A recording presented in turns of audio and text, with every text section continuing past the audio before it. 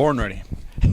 Welcome to the Thanksgiving edition of Sideline View here at the Hockey House in Brainerd. And my favorite holiday is tomorrow. Okay. Nothing. How can you beat eating, watching a little NFL, taking several naps, maybe reading the Star Tribune? Oh, my favorite column of the year. The turkey. Patrick Royce's Turkey of the Year. And I think I maybe know who it might be this year. I just was thinking about that. I'm going to go with A.J. Barker from the Gopher football team for what he pulled last weekend. We'll see what happens. You think so, huh? I think that's maybe there's a possibility there. So anyway, first off, maybe touch a little bit about Central Lakes College football team.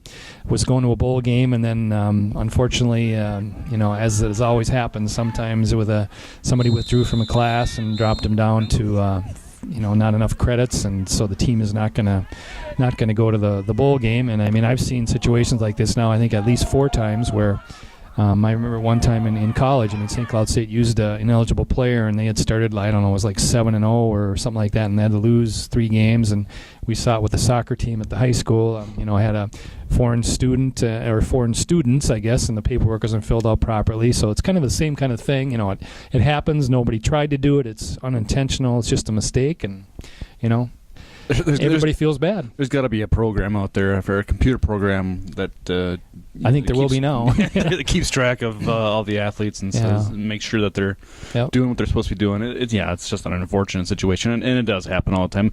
I believe, was it Osseo football program had to forfeit some games? Same kind of thing this fall. So yeah, it's happens more often than people might think. But let's talk a little bit about area football team of the year comes out on Sunday, and you're working diligently on that as you did on the volleyball last week. Yeah, so diligently. I just called the player of the year, so you guys will find out who that is on Sunday, or Saturday probably. But watch your paper, read the internet, and see what transpires. No teams went to state, so it's a wide open as far as who fills the 22 spots. We'll see. It's been a very different month. I mean, we had postseason success was as slow, I think, as I can remember in a while. I mean, we just had, swimming just finished up last weekend, and I mean, other than that, we had no football team go to state. It was just a very different year.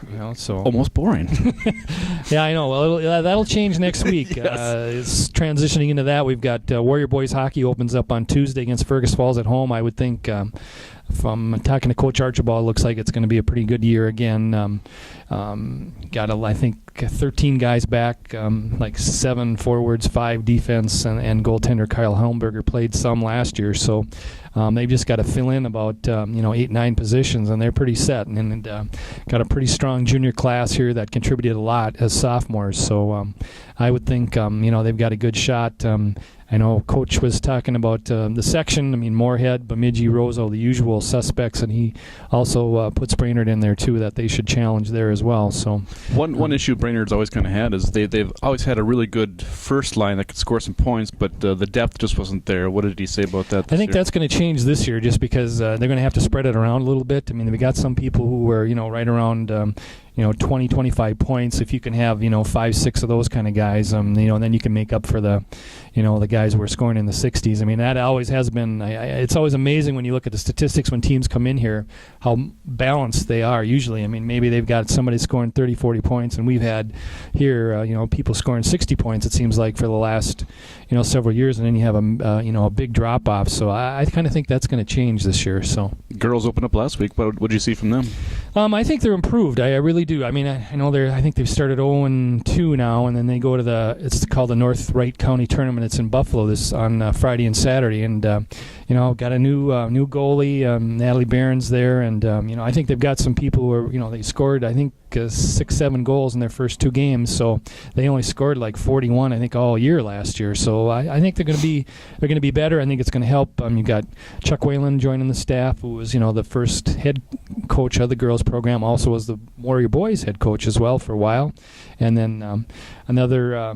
He's forgotten more about hockey than I'll ever know. Exactly, same here. And they also, have one other assistant who's, got a pretty strong background in power skating programs from California. So he's Ricky Lassert's brother-in-law he was the Warrior girls soccer coach. So he's a hockey guy instead of a soccer guy. So I would expect that, they'll be better. I mean, obviously you wonder how many wins that'll translate to, but that'll kind of play itself out there. So. Otherwise, I mean, we're kind of, next week we get into some girls basketball.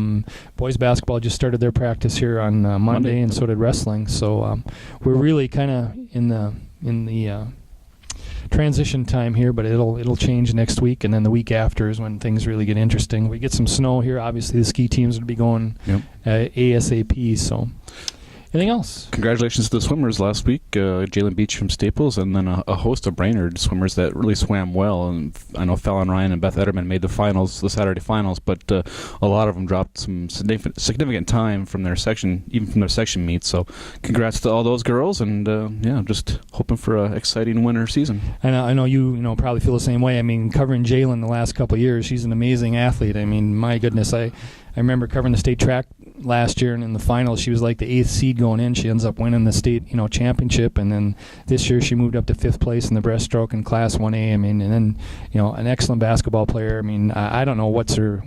Track. She's a very good athlete in track, but I'm not sure what her best sport is because she's pretty good in all three of them. She's only a junior. Yep. So looking forward to covering another year and a half of her and see where she goes. And her dad's a Hall of Famer at NDSU. That's right. So, That's right. I know there's several people in the Hall of Fame that maybe I'm not sure if you're one of them though. No, I didn't quite participate in the endeavors of athletics at NDSU. You participate in other activities. Activities, yes.